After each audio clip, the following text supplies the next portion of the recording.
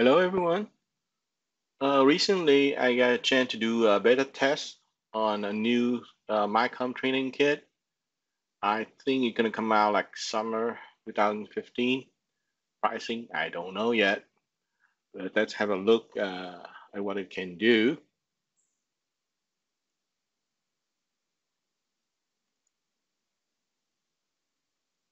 So I get into more detailed description of the this forthcoming kit, and just show you how to apply to a multi-input, multi-output application.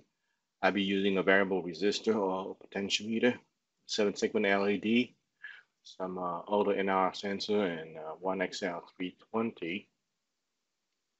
So my Micom kit comes a little nice box like this. Essentially, the main parts are it have 2 LiPo battery, 2 XL320, 3 auto NIR sensor, and the cables. It comes with a CM904C with the header mounted already. Also come with a little breadboard.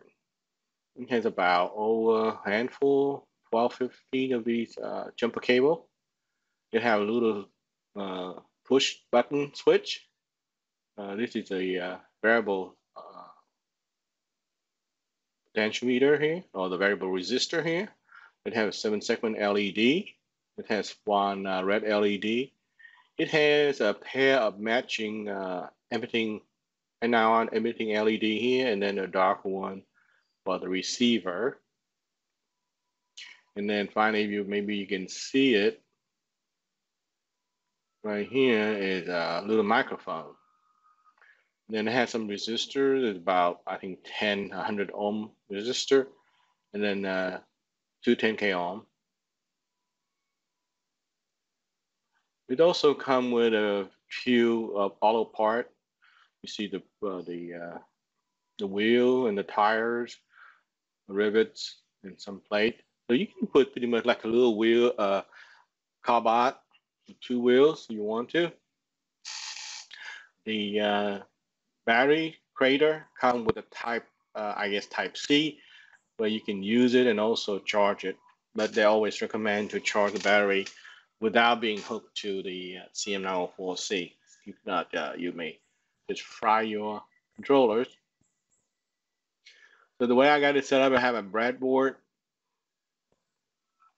You can see that I had to get some extra 7 LED. 7 extra jumper cable. So I got my 7-segment set up. I go into detail how it's hooked up to the analog output. The variable resistor, I use it as an input to it. NIR sensor, I put it on port number 4 here. And then I have an XL320 just hook up to the TTL port as usual. Let's look at the sketch that I made. Oh, as usual, as you know, I'm going to define your, I use the auto.h for the NIR sensor. So you define your device, IOLO. I'm using serial 1 because everything is situated on the controller card itself. My XL dynamic storage ID1. Control mode is address 11, goal speed address 32. I initialize my various value here, parameters. In the setup, I set up each of the analog input, analog pin as output. I use A0, A7, A2, A8, A4, A5, and A6. Each of them correspond to the 7-segment of the 7-segment LED. Why do I jump around? Because somehow A1 and my A3 on my controller card just gave out on me. They first started out working, but then somehow they died. I don't know what I did or didn't do right. And then I have my input, the potentiometer. I go through A9. So in the setup, of course, because using the NR sensor, you better begin the device. I also set up the DXL protocol 2 to 1 megabits within the controller. And I finally used a right byte to set it up to wheel mode. In the loop itself, first I read in from A9, of course, parameter VR values. Then I also read from the infrared sensor, the auto infrared sensor, and save it in NIR value. And then because the display on the LED, 7-segment LED can only go from 0 to 9 the way I designed it. So I scale the VR value to its VR max and then just multiply back display max, which is 9 plus 0.1 just to round it up, essentially. Save that in display value. I also scale the VR reading value to the maximum multiplied by motor max, which happened to be 1023. So I use that to scale so-called my parametrical motor threshold to a value between 0 and 1023. And then the logic is fairly simple.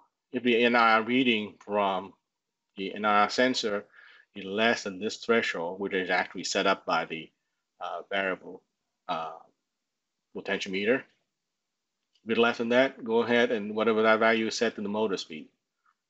So that means the smaller the NIR value, the smaller the speed, the bigger the NIR value, the bigger the speed. Else, when it goes higher than the motor threshold, just turn the servo off. And then I have a big group of if, else, if structure to find out if display 0 and then display 0, if it's 1, display 1, and so on. Eventually you have display 9. If something goes wrong, well, just display 0. And then I have a serial USB print just to print it out on a COM port like that, COM33 here, so that I can see what's going on.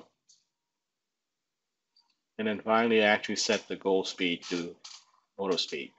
And then delay 100, and then it goes through its main loop again. I had to write some subroutine like display 0, which is a matter of essentially turn which segment to low to turn them on, the LED on. Just standard technique there, like with 0, essentially learn practically everything on, except for G, segment G here. So everything else go low, so they turn it on and so on. 1, you only turn on 5 and 6, A7, high 5 and A6, turn them on, because they correspond to the segment B and C here on this side. So that correspond to 1 and so forth. All right, so let's look at how it works then. This is the serial COM port here being displayed. Right now, let's see, let's move this a little bit aside. So you see right now I have the potentiometer right now is set up to 0. So let me see. When you turn on, let me turn on a little bit. You can see it's reading 1 now. Also, you can look at the USB output to see how it varies. So I'm going to increase it. You see display value now 2. So it's like about 5 now. Right now, you see the actual NIR reading is 23. So the threshold is that, but it's kind of low. Let's see if it's working. Here we go. Let's see because okay, here we go. So the threshold is about 531. The NIR is 260 or 300, so it's smaller than the threshold, so it's set up the speed to that. And then as I approach, you see that the NIR value is getting bigger. The speed also goes better. I go down too low. The NIR value bigger than threshold, the speed goes up to 0 again. So to go full speed, I had to dial it. So it show up 9 now. See now, NIR value 360, so speed up. 700. You can see that the motor threshold is at 1015 or something. It go up. And then it go too low, and then it turned off. Go back up again, turning.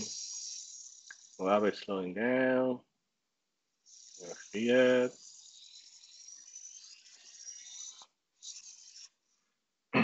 So essentially just something for if you want to learn a little bit of electronics, you have a breadboard to fan.